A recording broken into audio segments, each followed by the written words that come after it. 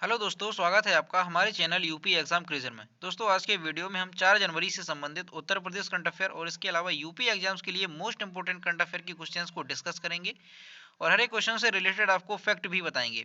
और वीडियो के अंत में हम आपसे एक क्वेश्चन भी पूछेंगे जिसका जवाब आपको कमेंट बॉक्स में देना है। और अगर आपको इसकी पीडीएफ डाउनलोड करनी है तो आप हमारे टेलीग्राम ग्रुप से इसकी पीडीएफ डाउनलोड कर सकते हैं।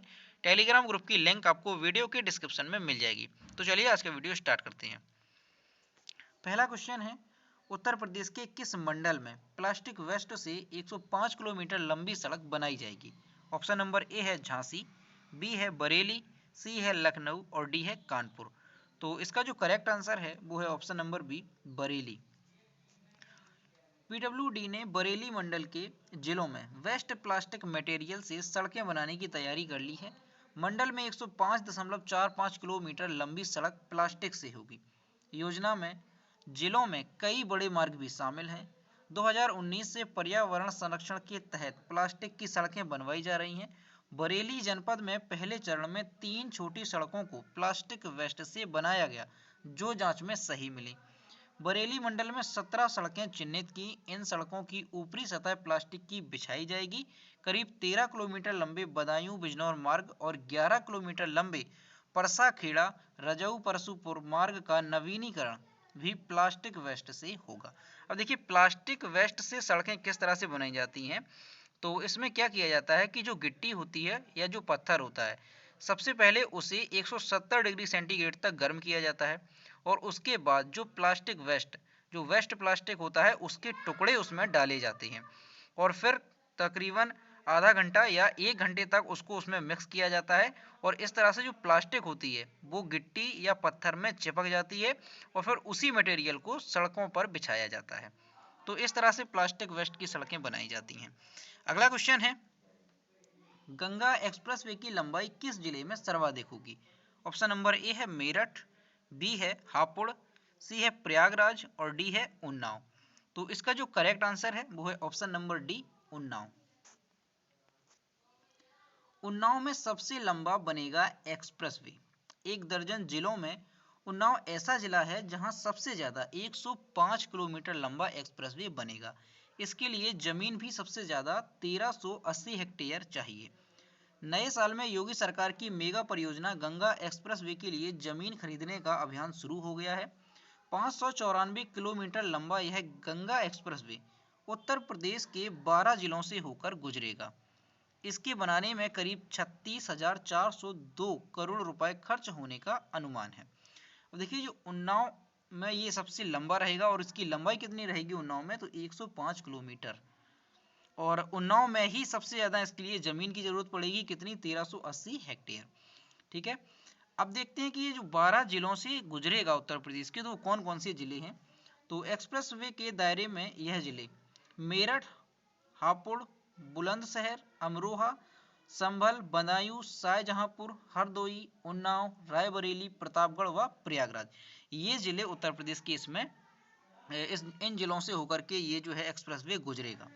गंगा एक्सप्रेसवे की कुल लंबाई 1022 किलोमीटर होगी। पहले चरण में यह मेरठ से प्रयागराज के बीच 594 किलोमीटर का होगा और दूसरे चरण में यह एक्सप्रेसवे यूपी को उत्तराखंड तक जोड़ेगा। अगला क्वेश्चन है, हाल ही में प्रदेश की किस नदी के उद्गम क्षेत्र पर गंगा आरती की तर्ज पर प्रत्येक दिन शाम को आरती की जाएगी? ऑप्शन नंबर ए है गोमती नदी, बी है गंडक, सी है सिंध नदी और डी है सरयू। तो इसका जो करेक्ट आंसर है वो है ऑप्शन नंबर ए, गोमती नदी। नए वर्ष 2021 के पहले दिन गोमती नदी के उद्गम स्थल पर बनारस की तर्ज पर संध्या आरती का आयोजन शुरू कर दिया गया। पीलीभीत के घने जंगलों के बीच माधो टांडा से गोमती नदी निकली है। यह स्थान पुराणों के साथ साथ ऐतिहासिक रूप से भी बेहद महत्व रखता है। यहीं से निकली गोमती आगे जाकर विशाल धारा में परिवर्तित होकर राजधानी लखनऊ की शान बनती है और आगे जाकर यह घाघरा, गंडक और सरयू के रास्ते गंगा में मिल जाती है। अगला क्वेश्चन है, हाल ही में मुख्यमंत्री योगी आदित्यनाथ ने कहां पर अधिवक्ता चैंबर्स का शिलान्यास किया? ऑप्शन नंबर ए है वाराणसी, बी है सोनभद्र, सी है गोरखपुर और डी है फैजाबाद। तो इसका जो करेक्ट आंसर है वो है ऑप्शन नंबर सी, गोरखपुर। मुख्यमंत्री योगी आदित्यनाथ ने गोरखपुर कलेक्ट्रेट और सदर तहसील के लिए 9 करोड़ 8 लाख और 48,000 रुपए की लागत से बनने वाले अधिवक्ता चैम्बर्स का बटन दबाकर शिलान्यास किया। इस अवसर पर उन्होंने कहा कि पूरे प्रदेश की सभी तहसीलों में सुविधा युक्त अधिवक्ता चैम्बर्स बनाए जाएंगे। अगला क्वेश्चन है, कोविड-19 महामारी के बीच नौकरी चाहने वालों के बीच आशा पैदा करने के प्रयास में कर्नाटक सरकार किस देश में पेशेवर प्रशिक्षित नर्सों को भेजने के लिए तैयार है? ऑप्शन नंबर ए है श्रीलंका, बी है रूस, सी है ब्रिटेन और डी है यूएसए। तो इसका जो करेक्ट आंसर है वो है ऑप्शन नंबर सी, ब्रिटेन। कोविड-19 महामारी के बीच नौकरी चाहने वालों के बीच उम्मीद पैदा करने के प्रयास में कर्नाटक सरकार 1000 पेशेवर प्रशिक्षित नर्सों को ब्रिटेन भेजने के लिए तैयार है। पहले बैच यहाँ पर होगा, पहले बैच में जाने वाली सभी नर्सों को कर्नाटक व्यावसायिक प्रशिक्षण और कौशल विकास निगम के माध्यम से संचार कौशल सहित उनके पैसे के सभी पहलुओं में प्रशिक्षित किया जाएगा। अगला क्वेश्चन है, राष्ट्रपति रामनाथ कोविंद ने न्यायमूर्ति संजीव बनर्जी को निम्न में से किस उच्च न्यायालय का मुख्य न्यायाधीश नियुक्त किया है?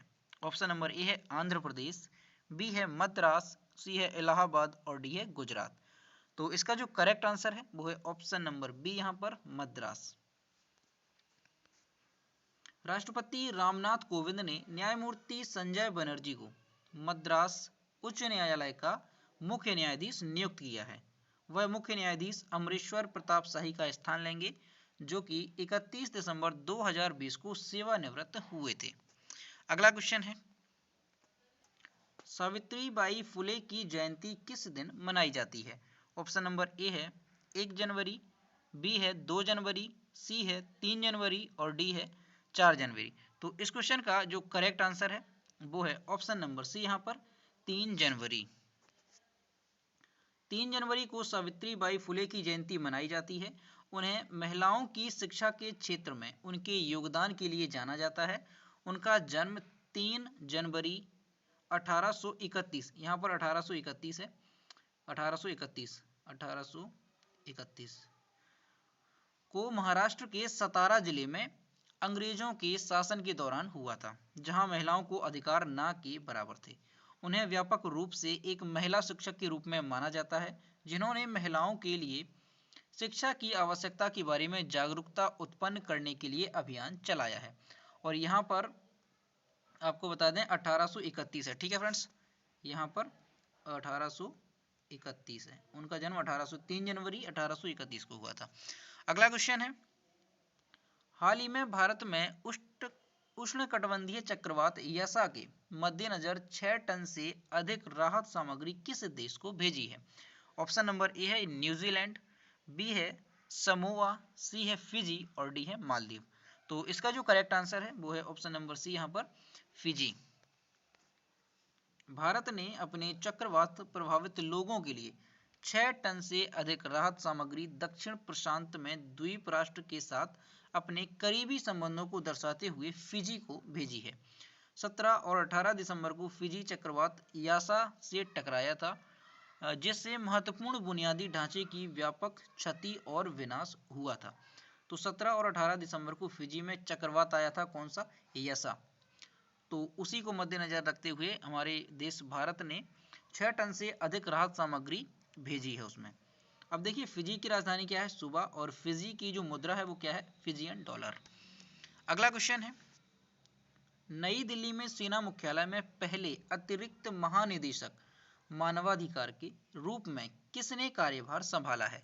ऑप्शन नंबर ए है योगेश कुमार जोशी, बी है गौतम चौहान, सी है मनोज पांडे और डी है राज शुक्ला। तो इसका जो करेक्ट आंसर है वो है ऑप्शन नंबर बी, यहाँ पर गौतम चौहान। भारतीय सेना ने जम्मू कश्मीर और पूर्वोत्तर जैसे अशांत क्षेत्रों में अपने कामकाज में अधिक पारदर्शिता और ईमानदारी लाने के लिए एक नया मानवाधिकार सेल बनाया है। मेजर जनरल गौतम चौहान जी ने गोरखा राइफल्स में कमीशन दिया गया था, ने नई दिल्ली में सेना मुख्यालय में पहले अतिरिक्त महानिदेशक मानवाधिकार के रूप में कार्यभार संभाला है। अगला क्वेश्चन है, हाल ही में भारत ने अपने समुद्र तटों पर कितने नीले झंडे फहराए हैं? ऑप्शन नंबर ए है 6, बी है 7 और डी है 8 और यहाँ पर सी हो जाएगा ऑप्शन नंबर 8। ठीक है, तो इसका जो करेक्ट आंसर है वो है ऑप्शन नंबर सी, यहाँ पर 8। तो भारत ने अभी 8 समुद्र तटों पर नीले झंडे फहराए हैं। भारत जो एक ही प्रयास में 8 समुद्र तटों के लिए ब्लू फ्लैग प्रमाणन प्राप्त करने वाला दुनिया का पहला देश बन गया है, ने सभी समुद्र तटों पर नीले झंडे फहराए हैं। देखिए 8 समुद्र तटों पर ब्लू फ्लैग प्रमाणन प्राप्त करने वाला जो हमारा देश है वो दुनिया का पहला देश बन गया है। ब्लू फ्लैग प्रमाणन 33 कड़े मानदंडों के आधार पर डेनमार्क में फाउंडेशन फॉर एनवायरमेंट एजुकेशन द्वारा मान्यता प्राप्त एक विश्व स्तर का मान्यता प्राप्त इको लेवल होता है। तो देखिए जो ब्लू फ्लैग होता है वो किसे दिया जाता है, उसके लिए 33 कड़े मानदंड होते हैं और जब उन 33 कड़े मानदंडों पर जो भी देश खरा उतरता है उसे ब्लू फ्लैग दिया जाता है।